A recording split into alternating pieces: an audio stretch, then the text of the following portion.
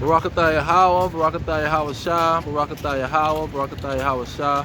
All praises to Yahweh, Bahashem, Yahweh Shah, Bahashem Dash. Yahweh been the name of the Heavenly Father. Yahweh Shah been the name of His only begotten Son, who they ignorantly call Jesus Christ. Now, when you look at the Israelites, they have no king and they have no protection, no military, no army. This is the key identification of the Israelites. See, there's no military that they can call on. There's no king that they can call on. They don't have a seat on it in the United Nations. They can't call, oh, we got an ambassador to the Negroes in America. We have a United Nations ambassador to the Hispanics in South America. We have an ambassador to the Native Americans. There's no ambassador or king or spokesman for the Israelites. And let's certify this. I'm gonna start in Micah. Micah chapter 4. Now, mind you, Micah chapter 4 is talking about after Babylon. See, this is after Babylon. Because they was already taken into Babylon, but this is talking about after Babylon. Because when they went after Babylon, they went back into the city of Jerusalem. After Babylon, they went. The Persians sent them back to Jerusalem. So now this is talking about another slavery and another Babylon. I'm gonna start at verse. Let me start at verse 8. This is Micah chapter 4, verse 8. And you, O tower of the flock, the stronghold of the daughter of Zion, unto you shall it come, even the first dominion or rulership. The kingdom shall come to the daughter of Jerusalem. Now, this is verse 9. Now why do you cry out aloud? Is there no king in you? You see, that when they crying out aloud, that means they crying for oppression. They crying for pain, for trouble. But they saying, where's your king? You doing all this crying. Do you have a king that you can cry to? It says, is there no king in you? Is your counselor perished? For pains have taken you as a woman in travail. So the Israelites would be in pain. Verse 10 it say, be in pain. Two power. Be in pain and labor to bring forth, O daughter of Zion, like a woman in travail. But now shall you go forth out of the city. So now they're going out of Jerusalem. You're not going to be in Jerusalem, and you're not going to have a king. It says, and you shall dwell in the field, and you shall go even to Babylon. So now they're getting kicked out of Jerusalem, and they're going in the field to go into Babylon. It says, there shall you be delivered, there the Lord shall redeem you from the hand of your enemies. So now the Israelites is going to be redeemed from their enemy. See, this not going to be something that they going to not be redeemed. What the hell? They going to be redeemed from their enemy out of Babylon. See, they wasn't redeemed out of Babylon because the Persians took over and they just gave permission. See, that's a big difference. We gonna give you permission, we gonna give you gold and go down there and build up Jerusalem. See, they didn't build up Jerusalem because God came and set them free. No, their enemies were still over them. See, if they wanted to go against the Persians was gonna fight against them. the Persians commanded them to go down there back to your country, or the king, he said, my children is gonna be punished. Me and my children gonna be punished by your God if y'all don't go down there and rebuild Jerusalem and keep the laws. So they was following the commands of the Persians. So when they left Babylon, they wasn't being delivered from their enemy, or the ancient Babylon. So that one just show how the Israelites will have no king. That's the real definition of their captivity. Okay. And the military. Let's get that. Deuteronomy 28. Is it 39? 28 and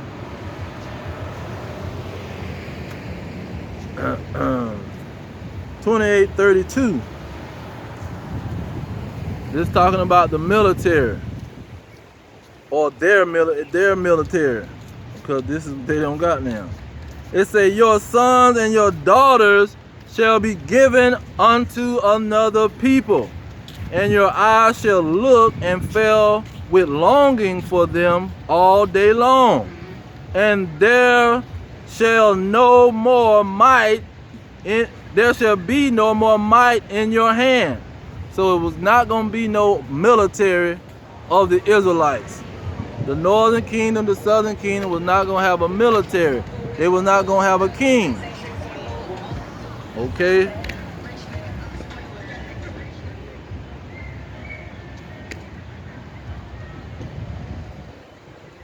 Now let's go into when they was fighting, they was trying to gain a military, and you see it didn't work, because that was going against what the prophecy was talking about.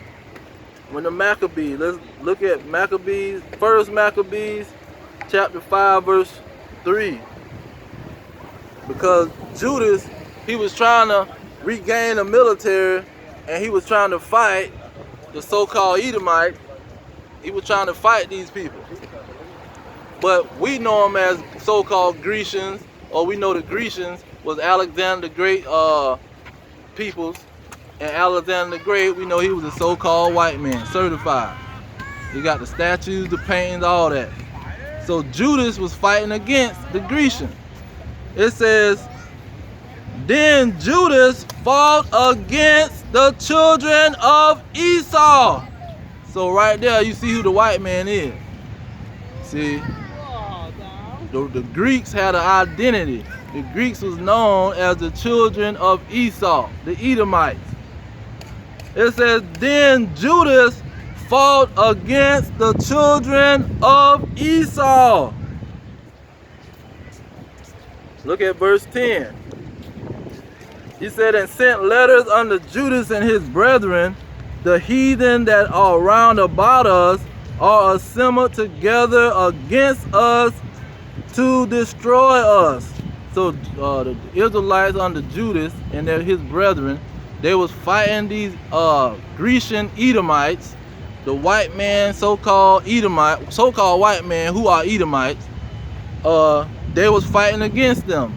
Then they had rounded up everybody else, just like they got the Chinese on their team, they got the Africans on their team, they got the Arabs on their team, they got the East Indians on their team, they got everybody on their team.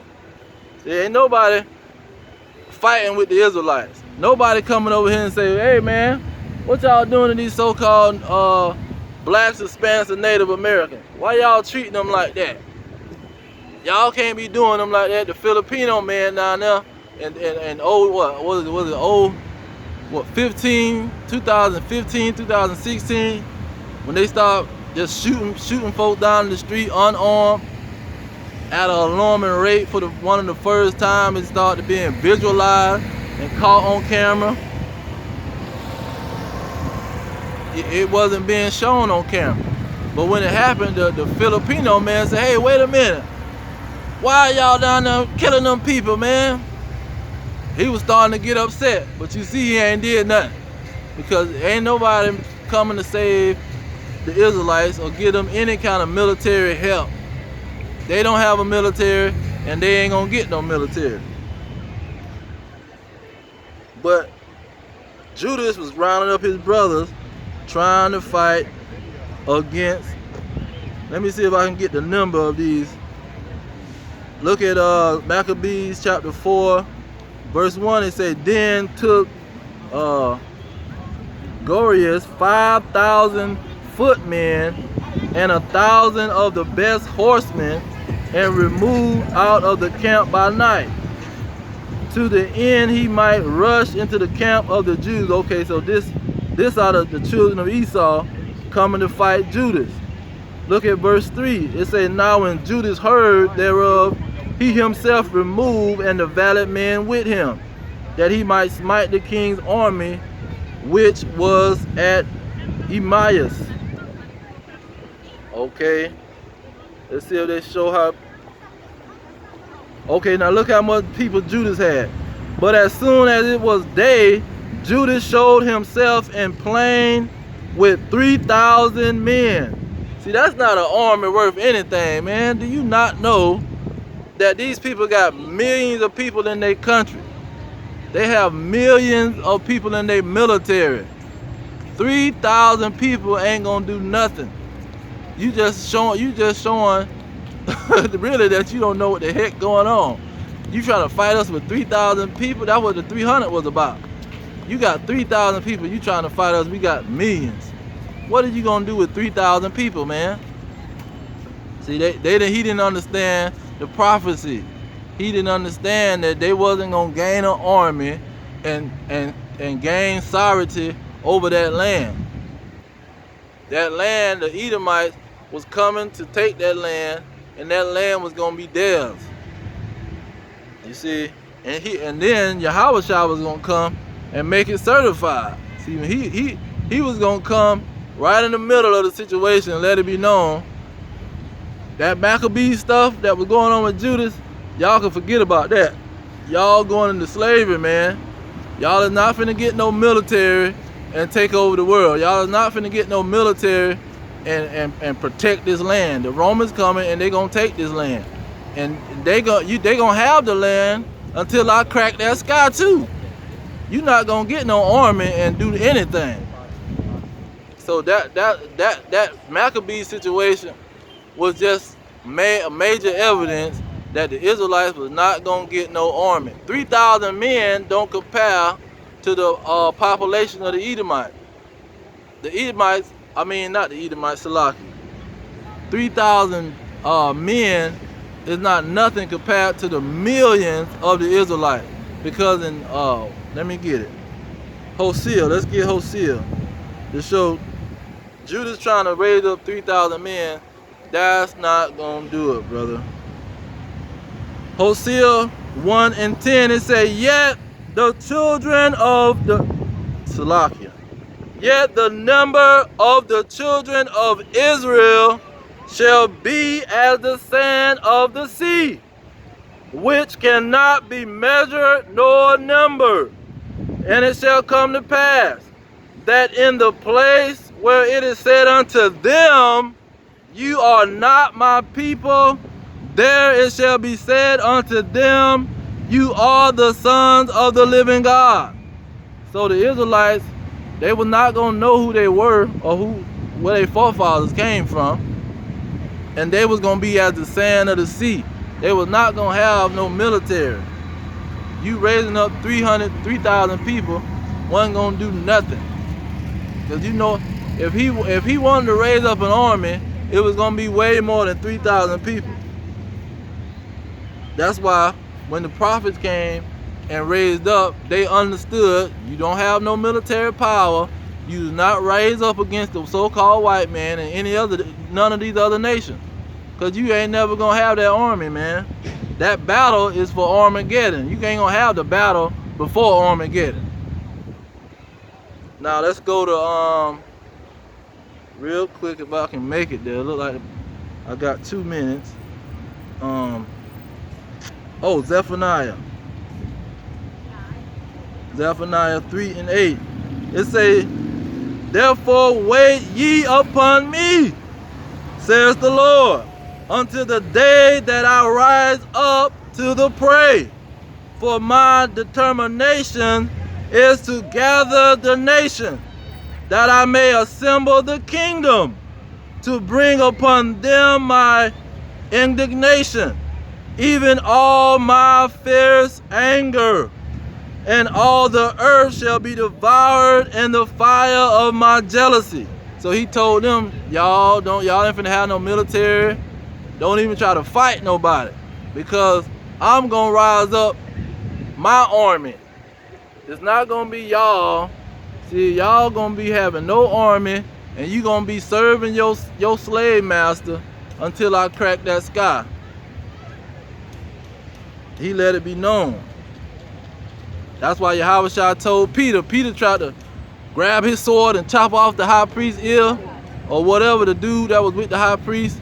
He said, man, don't raise up the sword. He that live by the sword shall die by the sword. Because that's why Esau got the sword. Because he gonna die by the sword. See, he gonna die by the blessing I gave him. He gonna make a nuclear weapon that's gonna kill him and the majority of his people. And the remnant of Edom, like Amos 9 and 12, the remnant of the Edomites, they gonna go into slavery. But the majority of the Edomites, they gonna be destroyed by their own sword, by their own military. What you got? Isaiah 34. He said he got an indignation with all the armies of the earth. The only person that got armies on the earth is the Edomites. See, America got the greatest military. I'm gonna leave it there. All praise to Yahweh Hashem, Yahweh Shah, Hashem Kakadash, Shalom.